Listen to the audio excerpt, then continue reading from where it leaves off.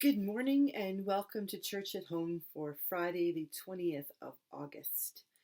This morning, I would like to talk a little bit about elections and our responsibility as Christians during a time of decision making in our communities, in our municipalities, in our country. Many of you, hopefully all of you, are aware that a federal election has been called for September 20th, in which we will elect our government that will serve for the next little while anyway, whatever government that might be. Um, I think today one of the things I'd like to mention is a little frustration I have, is pet peeve I have about this business of talking about the Trudeau government or the Harper government. I'm sorry, but if you are elected to the federal level and you are serving as our prime minister, you are not the government of the name of the person who is the prime minister. You are not the liberal government or the progressive conservative government of the country. You are the government of the country. And you should be serving each and every person in the country, not just those people who elected you, but the people for whom you were elected to serve, which is every single person in the country. So I wish that we could get rid of this business of naming the government, naming like this is the whoever. It isn't. They have to make decisions based on the information they have at hand, on the resources that they have at hand, and we need to let them do their jobs. But part of that job is recognizing that they serve not just the people who supported them to get into the position, but once they get there, they have to serve everybody, regardless of whether they were supportive of them.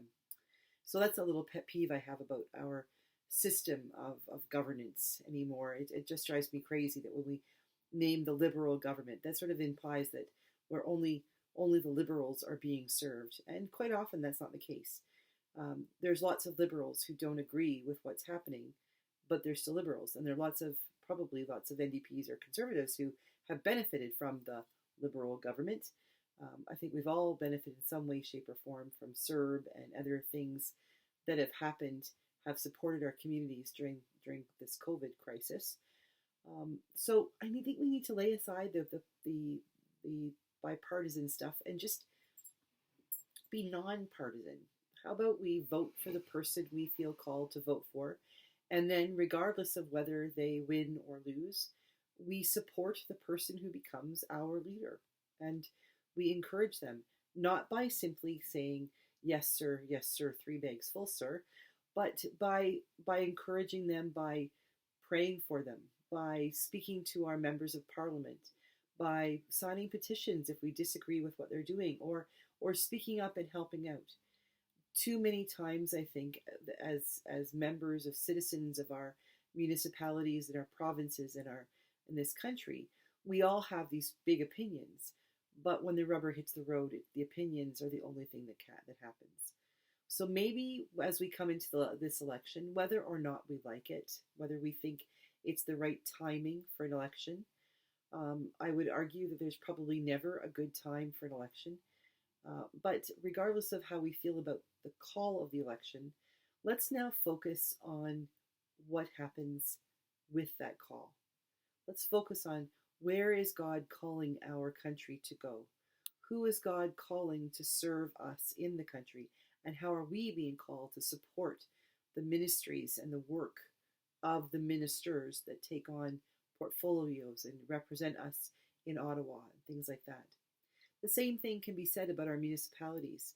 We are coming up upon an election here in the MD of Wainwright, I believe in October, and the province has added a couple of codicils to that election. And one of them is about transfer payments from the federal government and removing those from the Constitution.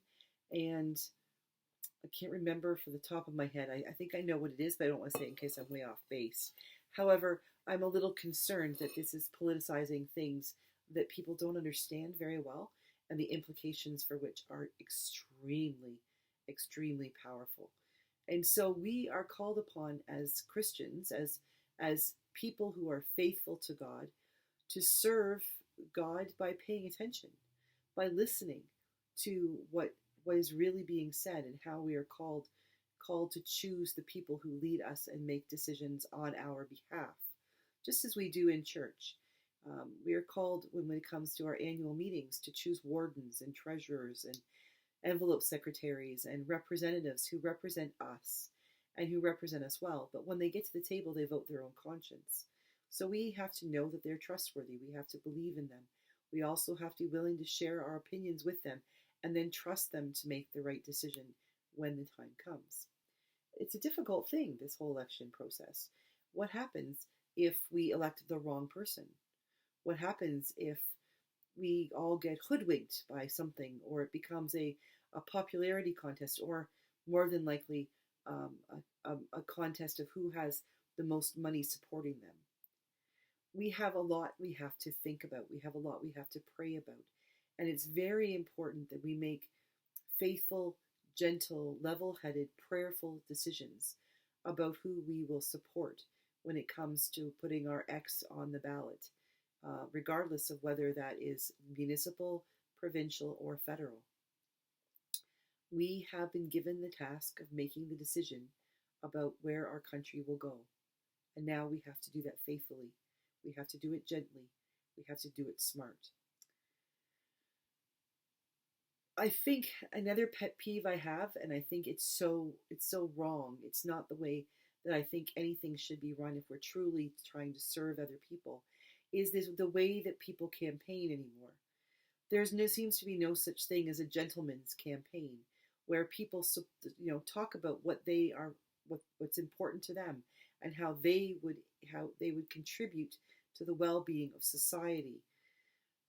A lot of times we watch the news now, and now there's ads all the time on television telling us about which party to vote for. And while they begin it saying, this is what I will do for the country, they don't stop there.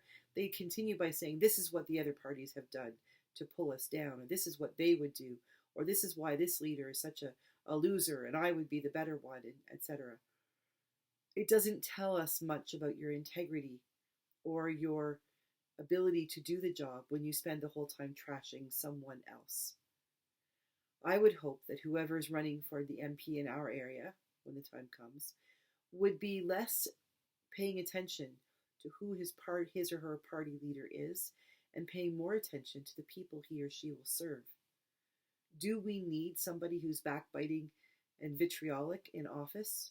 Or do we need someone who is willing to roll up their sleeves and get down to work at listening to the people and doing what's best for us?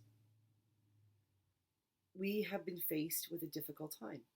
And I believe, you can agree or disagree with me, but Trudeau is right. The mandate that was given to the government a few years ago went out the window when COVID came. There is no government, I don't care what party would be in power or not, there is no government that had a perfect playbook on how to deal with COVID. The question is, how do we deal with working through the ongoing nature of COVID and where we go after that? That's what I'm listening for. That's what I'm praying for.